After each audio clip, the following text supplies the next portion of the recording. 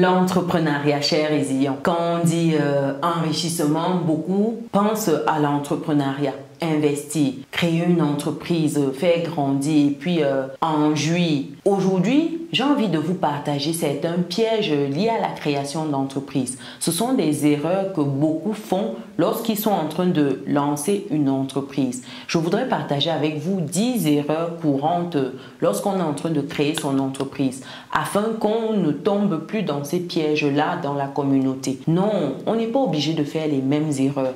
Donc reste jusqu'à la fin de cette vidéo pour ne pas commettre toi également ces erreurs-là le moment venu. On se dit à tout de suite.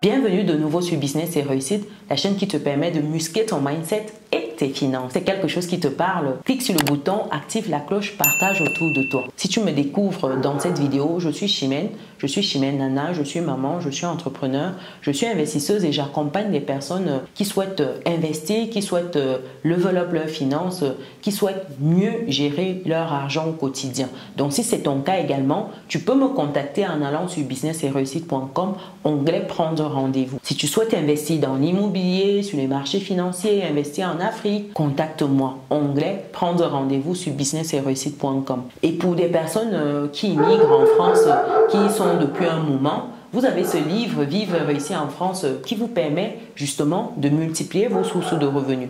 Dans ce livre, je partage avec vous comment vous pouvez y arriver. Vous avez également les cas de d'autres personnes qui y sont parvenues. C'est-à-dire que vous avez leur retour d'expérience, comment ces personnes ont fait. Et ce sont des personnes avec des situations diverses et variées. Des situations où vous allez vous retrouver forcément dans l'une d'entre elles. Donc, vous avez ce livre qui est disponible pour vous afin que vous puissiez bien vous intégrer, comprendre le système et hacker le système, j'ai envie de dire, c'est important. Donc, le lien pour le livre, je vais le mettre dans le descriptif de cette vidéo. Et il faut dire également qu'il y a la chaîne YouTube Vivre et réussir en France qui a vu le jour après la sortie de ce livre. Vous pouvez y aller pour vous abonner et sur cette chaîne, je parle exclusivement d'immigration, avant, pendant, après. Toutes les questions, les problématiques liées à l'immigration en France, je précise, j'évoque cela dans cette chaîne. Et si vous avez des questions, vous avez également un groupe WhatsApp qui est dédié où on parle d'immigration. Vous pouvez poser votre question ou vos questions pour intégrer le groupe, le lien. C'est dans le descriptif de vidéo de la chaîne Vivre et réussir en France. Donc, vous allez dans une des vidéos et vous allez voir dans le descriptif le lien WhatsApp. Après cette parenthèse, quelles sont les erreurs que beaucoup commettent lorsqu'ils sont en train de démarrer leur entreprise? Première erreur ici, c'est de ne pas faire d'études de marché. Vous ignorez souvent les besoins et les attentes de votre public, ce qui peut mener à la production en fait d'un produit qui n'est pas adapté. C'est la pire des choses, c'est-à-dire que passer à côté du besoin du consommateur final, lui proposer quelque chose qui n'a rien à voir, mais rien à voir avec son besoin. Par exemple, vous arrivez quelque part, les gens ont soif et vous, au lieu de proposer par exemple une bouteille d'eau fraîche, vous allez dire par exemple, vous proposez des fruits parce que vous estimez que les fruits sont constitués en majorité de liquide. Non, les fruits n'ont rien à voir avec leurs besoins.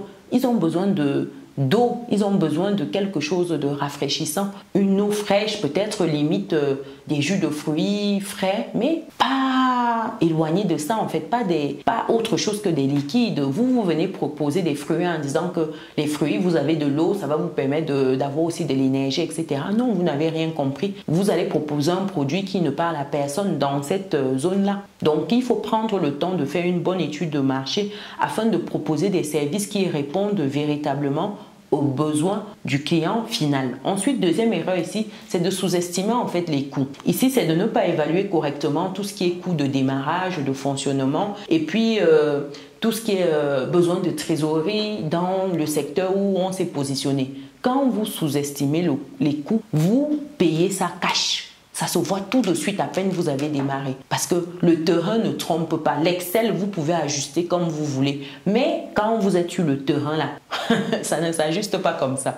Ça s'ajuste avec des frais qui sont lourds et ça, vous n'aimerez pas. Vous n'aimerez pas. Donc, il faut prendre le temps en fait de bien estimer vos coûts de démarrage et les coûts de production, les coûts de fonctionnement, la trésor, tout en fait. Troisième erreur ici, c'est au niveau du plan d'affaires. Quand vous négligez ce plan d'affaires là, vous pouvez vous retrouver en fait à passer à côté de votre problématique, à avoir un plan flou d'action. Il faut prendre le temps de rédiger votre plan d'affaires afin de comprendre les difficultés, comment contourner ces difficultés-là. Le plan d'affaires peut s'avérer être crucial, surtout pour certaines entreprises. Se lancer comme ça, c'est pas forcément l'idéal.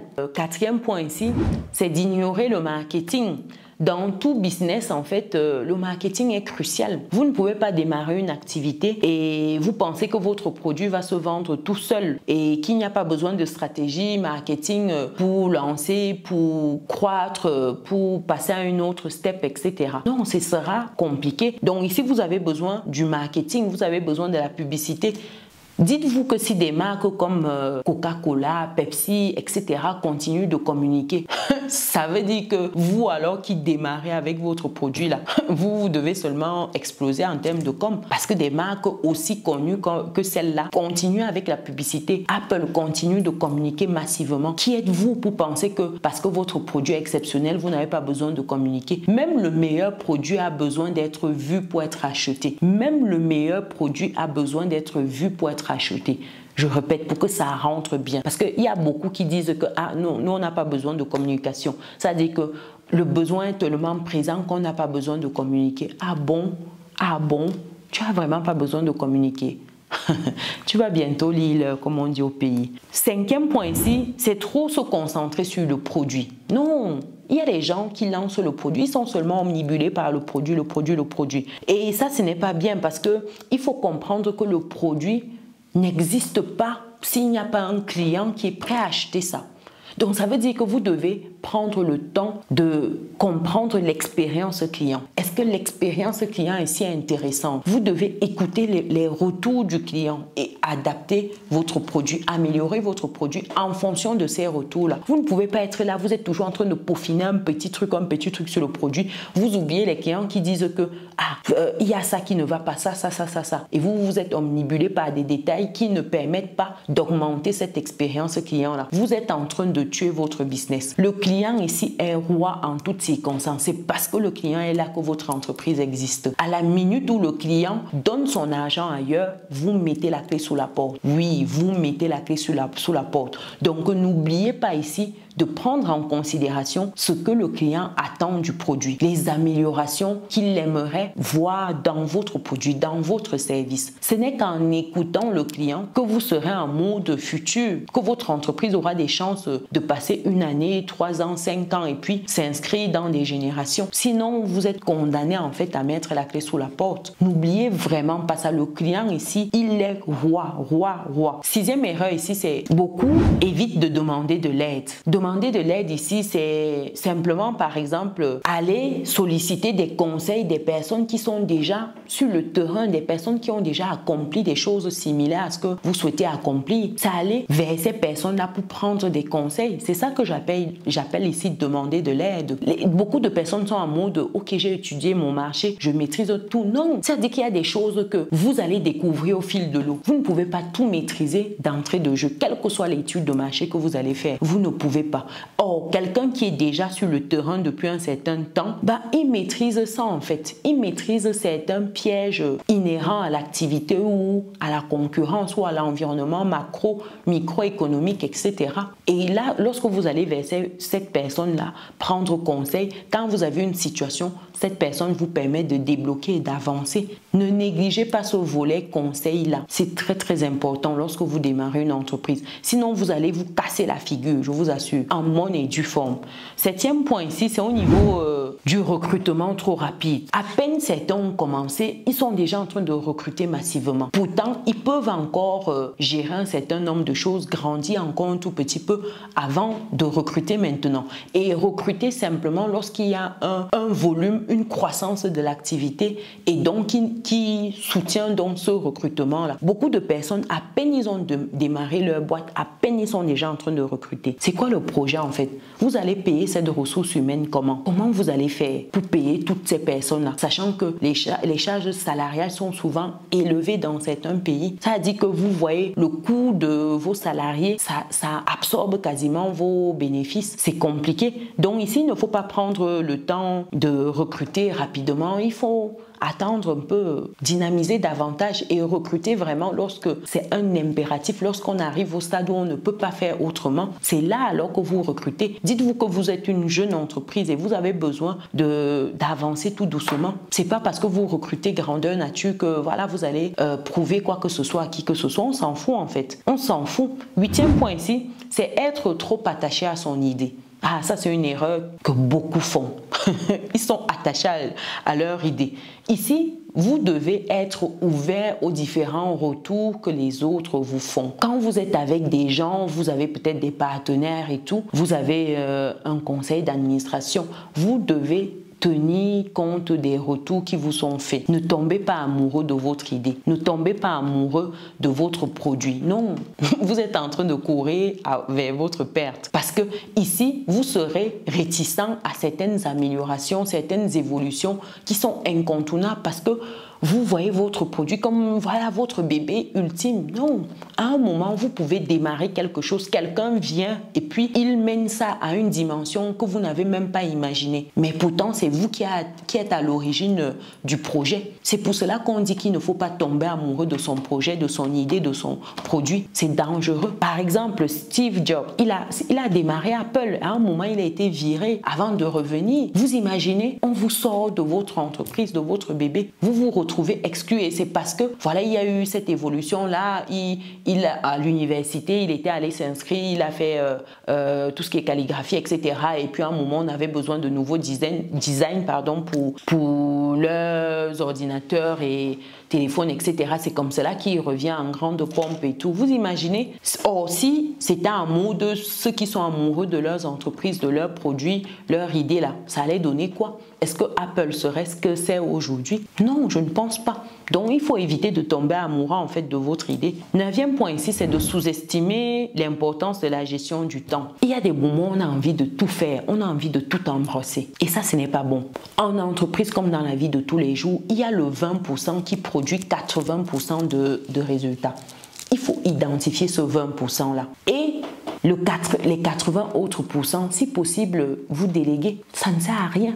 Ça ne sert à rien de passer votre temps à faire des petites choses qui ne méritent même pas d'être faites, qui n'avancent en rien votre structure. Ça, c'est un gâchis ultime. Donc ici, prenez le temps en fait de faire ce qui est réellement important. Donc, gérez efficacement votre entreprise. Faites ce qui doit être fait. Traitez les urgences, ce qui est véritablement important. Mais ayez des priorités. Si vous avez besoin, prenez des cours de gestion du temps. Ça va aider votre entreprise. Surtout lorsque vous êtes seul au début et vous avez tout à faire. C'est vous le comptable, c'est vous le commercial, c'est vous le secrétaire, c'est vous celui qui gère le service après-vente.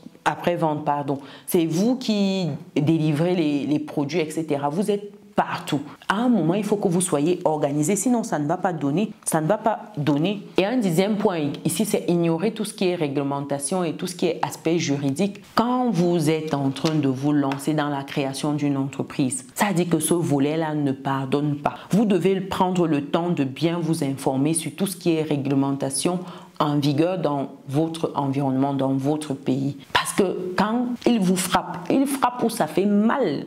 Et souvent, c'est la clé sous la porte directe. Ça dit qu'il faut prendre le temps d'être en règle dans votre créneau. Prenez le temps. Et ça passe par aller prendre les bons conseils, se rapprocher des personnes qui ont la bonne information. Tout ce qui est juridique, tout ce qui est fiscalité, faites-vous accompagner. Faites-vous accompagner.